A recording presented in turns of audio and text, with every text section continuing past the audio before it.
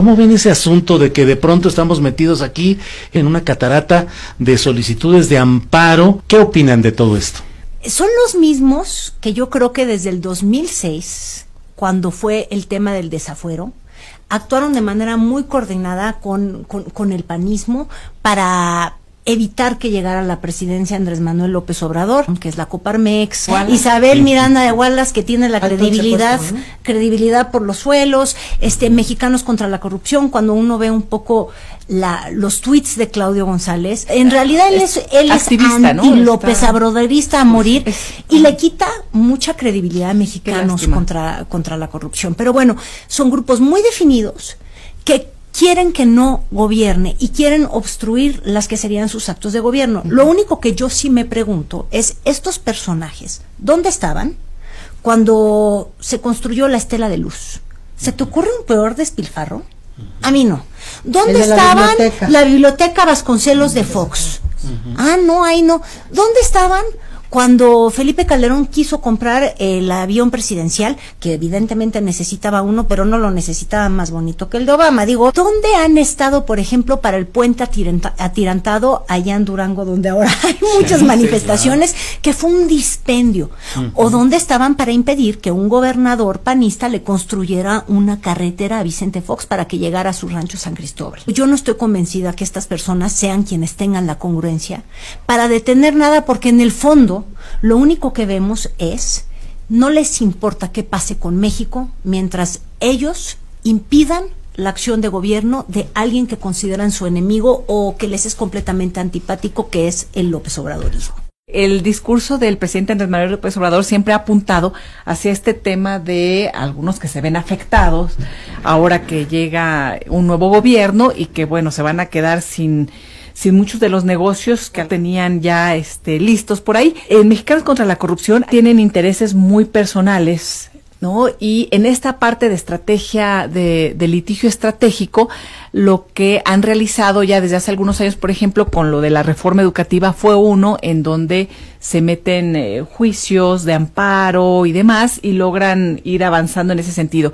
A mí lo que me parece es que no hay oposición y claramente se posicionan ya como los opositores al régimen de Andrés Manuel López Obrador. Sí, ante el fracaso de los partidos políticos, tienes toda la razón. Ellos como sociedad civil cargan esa bandera. Claudio X papá, Claudio X González hijo, los grupos que representan. Entonces, acuérdate que son dos líneas distintas del propio grupo de Mexicanos contra la Corrupción. Una parte es el periodismo y otra parte dentro de la misma empresa es el grupo de abogados de litigio estratégico, y otra parte distinta es algo que maneja también María Amparo Casal, que no sé, o sea, son así como tres pilares del propio grupo. Ya dejemos de pensar en las obras faraónicas del sexenio pasado, sino en la que es emblemática, que es el tema del aeropuerto. Entonces yo creo que ahí cuando viene esta ola de amparos, que parece que ser estratégicamente colocados en un timing perfecto, en donde quieren dar un paso para el tema del aeropuerto, inmediatamente sale algún obstáculo, algún juez, y ahora el cúmulo de amparos.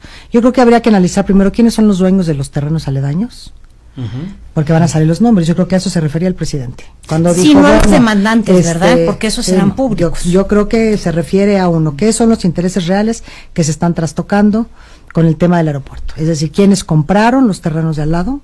¿Quiénes lucraron con el tema de la plusvalía, que es lo que iba a suceder en caso de que el aeropuerto se fuera ahí? Hay un compadre del presidente Peña y un expresidente del PRI. Es importante que yo creo que el presidente está perdiendo un poco, no quiero decir que la paciencia, pero digamos que ya está diciendo, bueno, este es el juego que ustedes quieren jugar, cada vez que este gobierno quiere hacer algo, una separación real del poder político económico, que es prácticamente, no voy a decir que imposible, pero va a ser muy complicado a lo largo de su sexenio. O sea, desde la mañanera diciendo, yo daría a conocer los nombres de todos los intereses que se están trastocando con esto. Entonces, si te das cuenta, la línea del aeropuerto, más la línea de Lozoya, más la línea de las corrupciones en la Secretaría de Comunicaciones y Transportes, te vas a empezar a dar cuenta que a la hora que salgan los nombres, van a aparecer muchos seguramente en varias listas.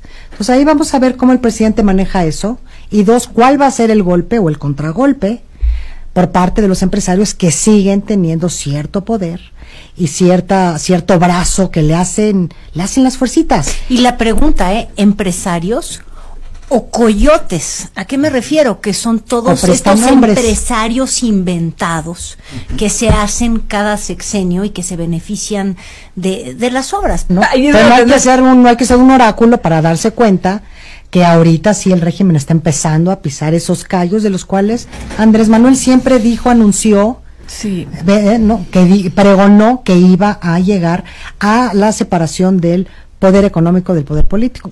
Es impresionante ver cómo algunos de los dichos de Andrés Manuel, que suenan muy domingueros, de pronto van cobrando sentido.